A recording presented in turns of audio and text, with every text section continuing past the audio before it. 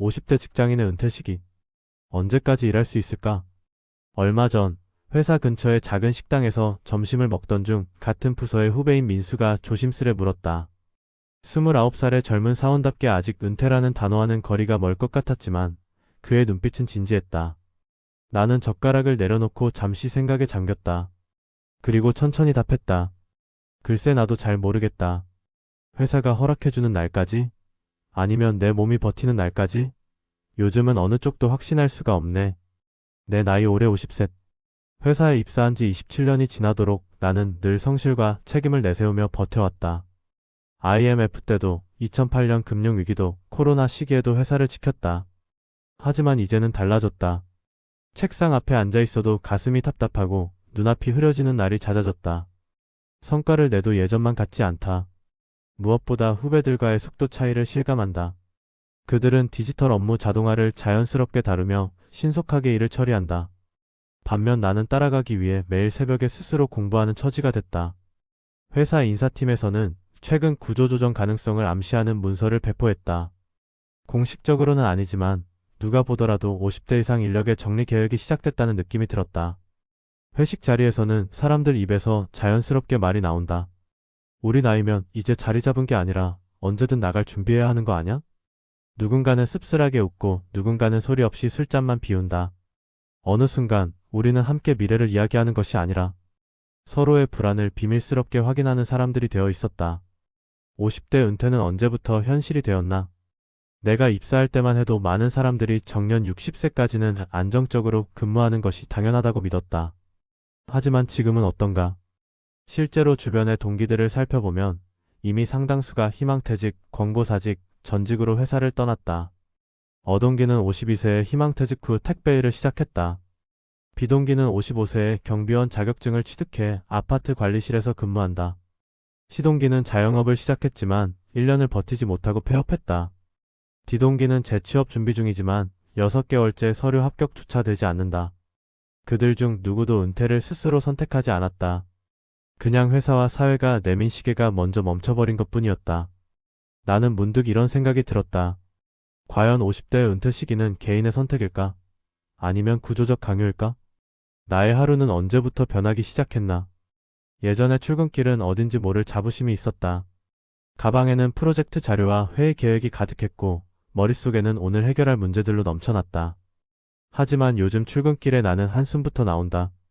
지하철 창문에 비친 내 얼굴을 보면 시간의 흔적이 뚜렷하다. 흰머리가 부쩍 늘었고 표정에서는 피곤함이 스며나온다. 회사에 도착하면 늘 그렇듯 아이처럼 모니터 앞에 앉는다. 하지만 화면을 바라볼수록 답답함이 밀려온다.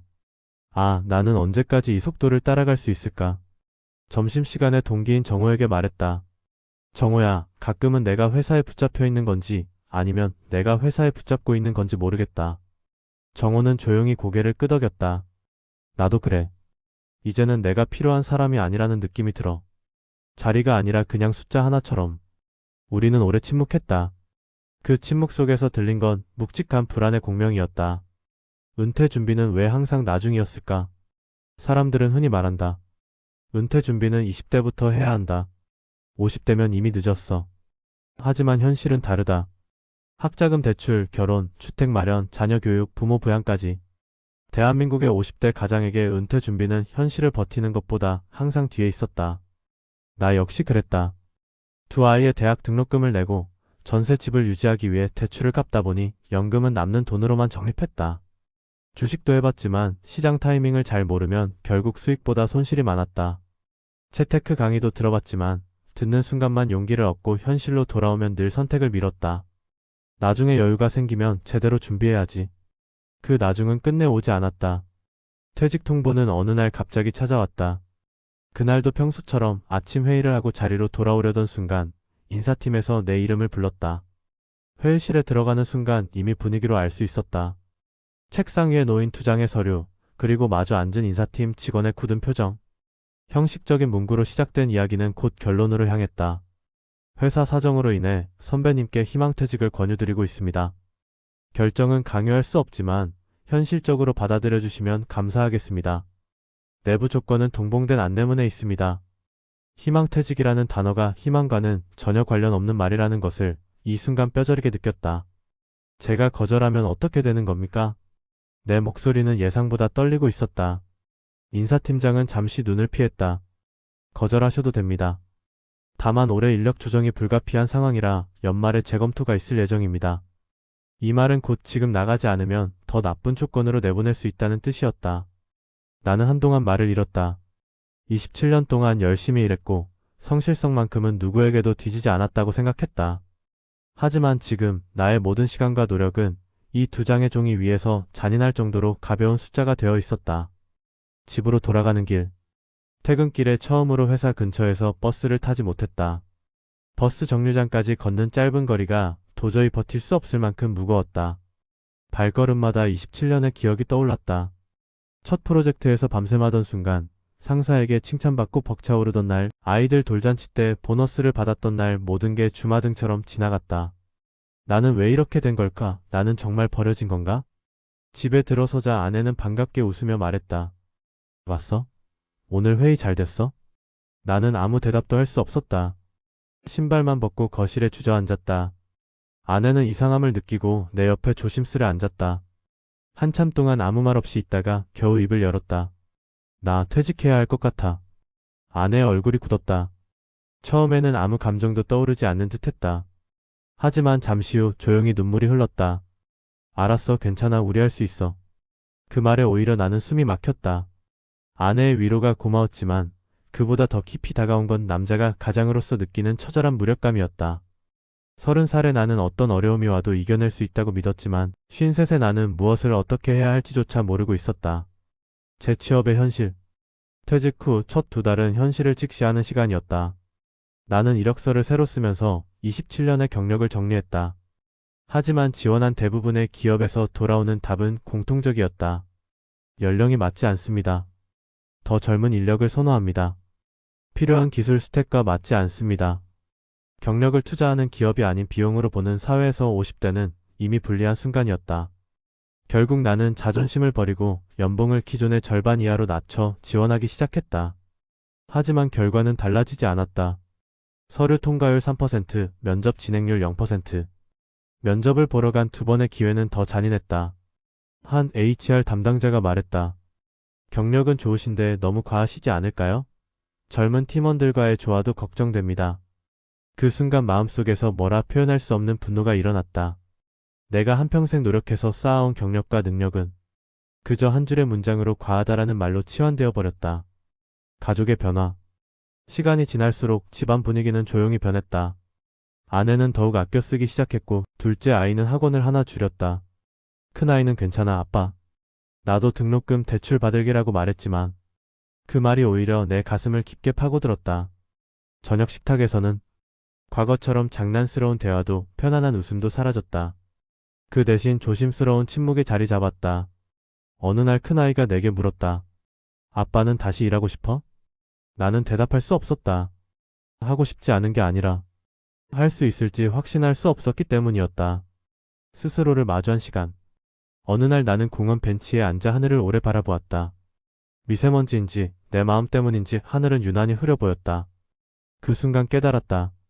나는 회사가 나를 버린 것이 아니라 나 자신이 직장인이라는 정체성에 지나치게 의존했었다는 것을. 나는 누구였지? 나는 무엇 때문에 살아왔던 걸까? 회사 밖에 나는 무엇을 할 수 있는 사람일까? 그런 질문이 끝없이 밀려왔다. 다시 시작하기로 결심하다. 그날 밤 나는 깊은 고민 끝에 아내에게 말했다. 여보, 나 다시 시작해보려고 해. 누구에게 인정받는 자리가 아니라 내가 진짜 하고 싶은 일을 찾아보고 싶어. 아내는 조용히 웃었다. 그래. 나는 항상 당신 편이야. 그 말은 27년의 회사 생활 동안 받았던 어떤 칭찬보다도 큰 힘이 되었다. 작은 변화의 시작. 나는 오래전부터 관심만 갖고 미뤄왔던 전문 자격증 공부를 시작했다. 하루 6시간씩 도서관에서 공부하고 새로운 분야의 사람들을 만나 이야기를 들었다. 젊은 사람들 사이에 앉아있으니 처음에는 무척 어색했지만 서서히 나는 배운다는 행위 자체가 얼마나 나를 살아있게 만드는지 깨달았다. 몇 달 후, 나는 첫 번째 단기 계약 프로젝트를 맡게 되었다. 월급은 예전의 절반도 되지 않았지만 일을 하는 동안 느낀 감정은 오히려 훨씬 컸다. 아, 나는 아직 필요로 되는 사람이구나. 그것만으로 충분히 행복했다. 주변 사람들의 변화. 동기였던 정호에게 연락이 왔다. 야, 너 다시 일 시작했다며? 솔직히 부럽다. 나도 뭘 해야 할지 모르겠다. 나는 처음으로 그에게 말했다. 정호야, 우리 아직 끝난 거 아니야. 누군가 우리에게 필요 없다고 말해도 우리는 우리 인생의 주인이잖아. 그날 우리는 오랜만에 술잔을 기울였고 서로의 불안을 숨기지 않고 털어놓았다. 그리고 약속했다. 우리가 서로의 희망이 되어보자. 마지막 독백. 나는 아직도 완벽하지 않다. 불안한 날도 있고 잠 못 이루는 밤도 있다. 하지만 한 가지는 분명하다. 은퇴는 끝이 아니라 형태가 바뀐 시작이라는 것. 직장은 나의 삶 전부가 아니었다. 내가 살아온 시간, 내가 지켜온 가족, 내가 다시 꿈꾸기 시작한 미래가 나의 진짜 자산이었다. 50대의 은퇴식이란 누군가가 정해주는 날짜가 아니다. 자신의 인생을 스스로 다시 선택하는 순간이다. 나는 이제 두렵지 않다. 앞으로도 넘어질 수 있다. 하지만 그때마다 다시 일어설 것이다. 그리고 언젠가 내 아이들이 인생의 벽 앞에 서게 되었을 때 나는 말할 수 있을 것이다. 아빠도 그랬어. 하지만 절대 멈추지 않으면 결국 길은 만들어진다. 이야기의 마지막. 나는 오늘도 새벽에 눈을 뜬다. 창밖에서 들리는 새소리가 반갑다. 출근길이 아니라 새로운 하루를 향한 출발선에 선 느낌이다. 어제 작성한 프로젝트 계획서를 다시 검토하고 잠시 커피를 들고 창문 앞에 섰다. 하늘은 맑았다. 아무것도 보장된 것은 없지만 앞으로의 길에는 희망이라는 단어가 다시 존재한다. 나는 다시 한번 작은 미소를 지었다. 나에게 아직도 할 수 있는 일이 있다. 그래서 나는 오늘도 앞으로 걸어간다. 느리더라도 멈추지 않으며.